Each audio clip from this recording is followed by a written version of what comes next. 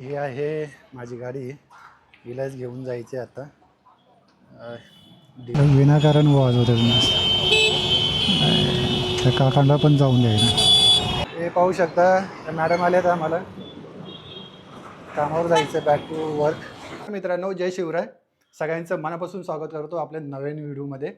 आज चालू आहे मी गाडी रिपेअरिंग करायला, म्हणजे शोरूममध्ये टाकायला. गेले दोन तीन आठवडे झाले पडूनच.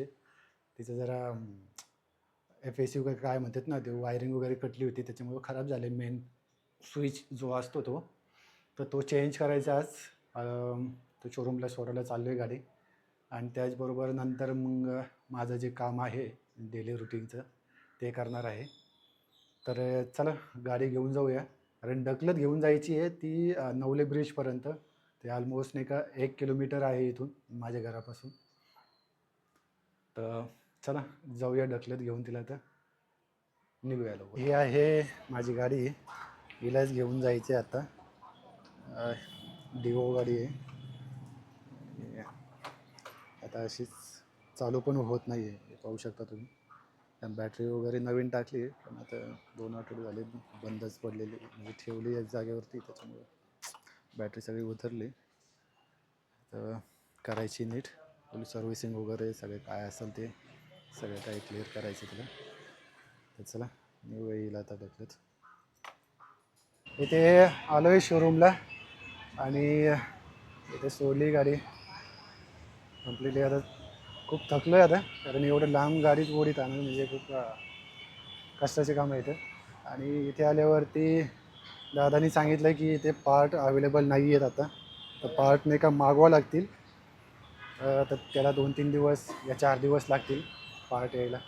तोपर्यंत आता गाडी यांच्याकडे इथं शोरूममध्येच ठेवायची आहे. तर आता सोडून चालू आहे गाडी. आता 4 दिवसानंतर काय असेल ते येईल आणि रिपेअरिंग वगैरे होईल आता त्याची. आता पार्टच तेवढं येईल त्याच्यामध्ये टाकायचे.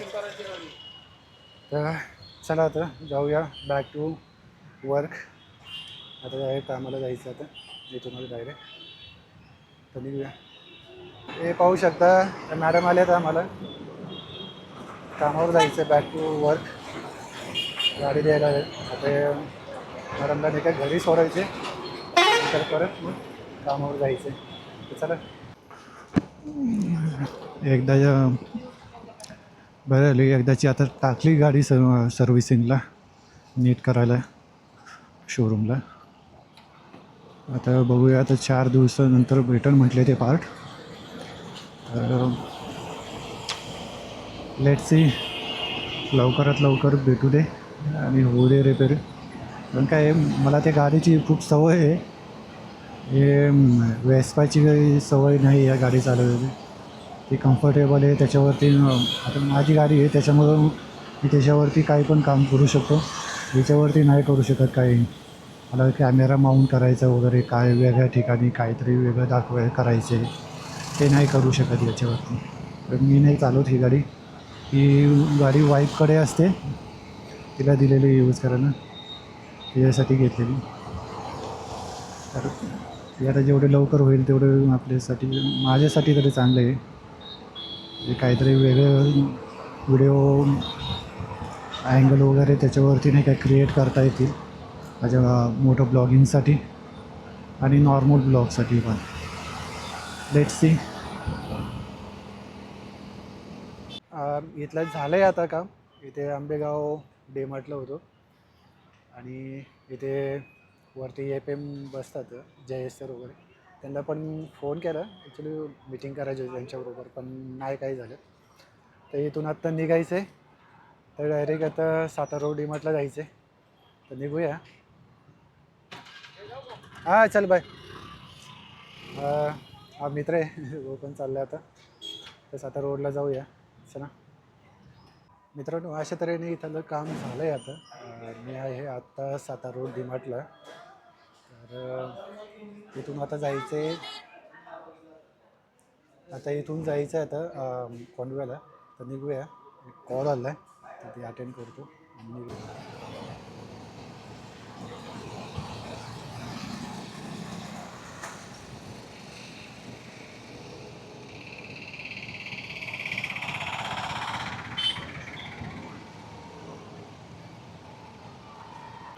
ॲक्च्युली काय झालं आहे, मला पेमेंट कमी आलं आहे, 2200 रुपये कमी आलं आहे. जिथे मला 37 वगैरे हजार येणार होतं, तर ते 34,800 काहीतरी समथिंग आले. तर या संदर्भात मी एच आरला कॉल केला. म्हटलं की मॅडम, तर माझी सुट्टी तर नाही आहे मागच्या महिन्यामध्ये, तर तुम्ही पैसे कसे कापलेत म्हटलं. नाही सर, आमचं जे ॲप आहे अटेंडन्सचं, तर त्यानुसार मी घेतले त्या अटेंडन्स आणि त्यानुसार मी पेमेंट केलं तुम्हाला. आता त्याच्यामध्ये 1-2 तारखेला तुमची सुट्टी दाखवते या ॲबसेंट दाखवत आहे. तर म्हटलं ठीक आहे मॅडम, म्हटलं पण मी तर सुट्टी घेतली नाही लास्ट मंथमध्ये. आणि त्याच्यामध्ये माझं ॲप आय थिंक 3 तारखेला काहीतरी चालू झालं आहे. आणि मी 1-2 तारखेचं काय रिपोर्ट असेल ते सरांना तर शेअर केलेत. म्हणजे मी प्रेझेंट होतो तिथे काम केलं आहे ते. मी आता ते स्क्रीनशॉट तर त्यांना पाठवून दिलं एच आरला वगैरे, आणि सरांचं पण आहे त्याच्यामध्ये. तर म्हणलं की ठीक आहे चालेल, करूया आपण काय असेल ते. तर 2200 रुपये कमी आले, पण 2200 रुपये खूप जास्त होता ते. आणि सुट्टी नाही काय नाही तरी पण कापले पैसे. ते जरा थोडं वेगळं वाटलं, पण कंपनी चांगली आहे, पेमेंट करते म्हणले. म्हणजे असं कोणाचे फालतूचे पैसे कापत नाही वगैरे, सगळे व्यवस्थित देते सगळं. या महिन्यात नाही, आता ते पुढच्या महिन्यात ॲड करून देईल. या माझा आता एक्सपेन्स बाकी आहे अजून, तर त्याच्यामध्ये मे बी ॲड करतील. लेट्स सी काय होतं ते.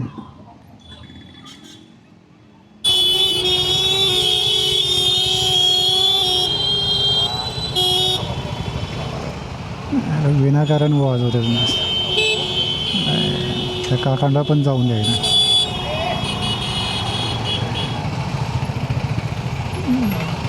एकाच्या चुकीमुळे ट्रॅफिक जाम. हे लहान लहान मुलं मध्येच गाडी घातली. एवढे छोट्या मुलांना गाडीच कसं काय देतात काय माहिती.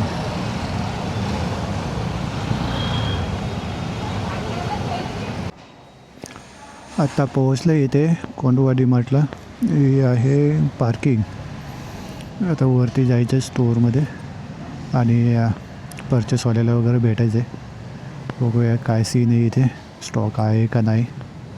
कारण सध्या स्टॉक खूप शॉर्टेज चालू आहे.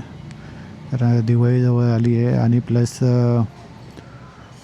2 PO आले होते यांचे ऑइलचे DCचे. तर एक सप्लाय झालं आहे आणि एक उद्या सप्लाय होणार आहे. असे टोटल दोन्ही मिळून एका 1200 पेटीचं होतं. 600 पेटी कंप्लीट झाल्यात, काल डिलिव्हर झाले 600 पेटी, उद्या 600 होईल. तर बघूया आता काय होते काय नाही. चला वरती जाऊया. आता इथला झालं आहे काम. आता मी आहे कोंडवाडी म्हटलं, पार्किंग एरिया आहे हा, इथे पाहू शकता तुम्ही. हे समोर आहे ते स्टोअरमध्ये जाण्याचे एंट्री गेट आहे. इथलं तर काम तर झालं आहे, परचेस ऑफिसरला वगैरे भेटलं. स्टॉक लागलेलं आहे व्यवस्थित, 1-2 आर्टिकल नव्हते लागलेले, तर ते सांगितलंच लावून घेतो म्हणजे. आता इथून जायचं आहे आपल्याला NIBM म्हटलं. इथूनच खालून समोरूनच रोड आहे, तर स्ट्रेट तिला खाली जायचं आहे. तिथंच आहे वरती डोंगरावरती आहे ते. तर NIBM DMart आणि मॉल पण म्हणतात त्याला, NIBMचं दोराबजी मॉल म्हणतात त्याला. तर चला जाऊया तिथे. तिथे काय कंडिशन आहे ते बघूया स्टॉकची वगैरे. हा आहे शॉर्टकट NIBM DMartकडे जाणार आहे. इथून पुढे गेल्यावरती लेफ्ट टर्न घ्यायचं, मेन चौक येईल. तिथून यू टर्न घेऊन परत मेन रोडला लागायचं. मेन रोडवरून परत लेफ्ट घ्यायचं आणि परत अजून एक लेफ्ट घ्यायचं. तर असं NIBM DMart येतं. NIBM DMart हे दोराबजी मॉलमध्ये आहे. आणि ऑलमोस्ट त्याला 2016 का 17मध्ये ओपन झालेलं आहे. 7-8 वर्ष तर झालेच त्याला. बस सेल वगैरे चांगलं आहे त्याचा आत्ता तरी या सिच्युएशनला. इथे NIBM DMartला आलो आहे. तर इथे खाली पार्किंग पाहू शकतं. आता लिफ्टने एका वरती जायचं. हे आहे DMart फ्लोअर 0वरती आहे. ते वरती आता येऊया लिफ्टने. 2च मिनटं आता लिफ्ट ओपन होईल. बघू शकता इन्स्ट्रक्शन वगैरे लावलेले आहेत. इथे कॅमेरा पण आहे सेफ.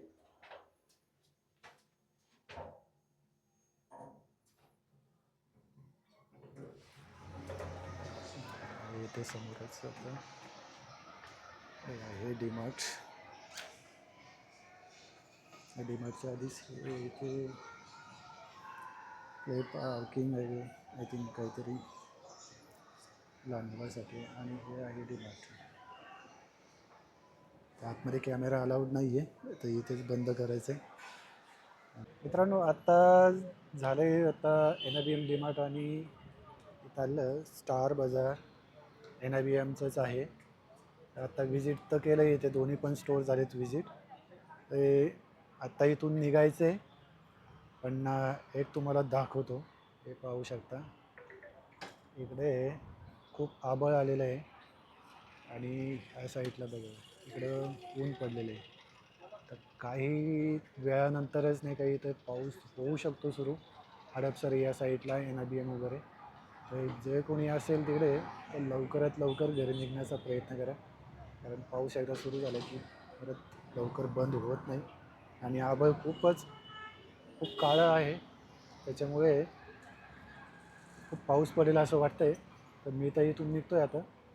तर इथे ॲक्च्युली एक प्रॉब्लेम झाला आहे की माझं सातारा रोड मी सकाळी जे विजिट केलं होतं स्टोर तर त्याची एक्झिट केलं नाही त्याला. मी लॉग आऊट केलं नाही ते स्टोर. तर ते लॉग आऊट करायचं राहिलं आहे आणि प्रोडक्ट डिटेल पण टाकायचे राहिले. तर परत तिथं जायचे आणि लॉग आऊट करायचे. तर चला तिथे जाऊया लॉग आऊट करू आणि नंतर तिथूनच घरी जाता येईल मग साइन आऊट करू. थोडी जरा भूक लागल्यासारखी झाली. जरा ते कच्चे दारू खायला थांबलो आणि त्या दरम्यानच येत पाऊस सुरू झाला आहे. नॉर्मल आहे पण ठीक आहे. हे ॲक्च्युली स्टोअरला जाईपर्यंत नाही का भिजून जाईल मी. त्यामुळे इथं थांबलो आहे थोडा वेळ. इथे बॅक साईडला बघू शकतो इथे शॉप वगैरे आहे. ते हे आहे कोंडवा रोड आहे हा. इथे सोसायटी वगैरे पण आहे. थोडा वेळ थांबतो बघतो पाऊस गेला तर ठीक आहे नाही तर मग जाऊया. कारण ऑलरेडी आता काय 5-5:30 झाले तर नंतर घरी पण जायचं. बघूया पाऊस थांबतो का नाही.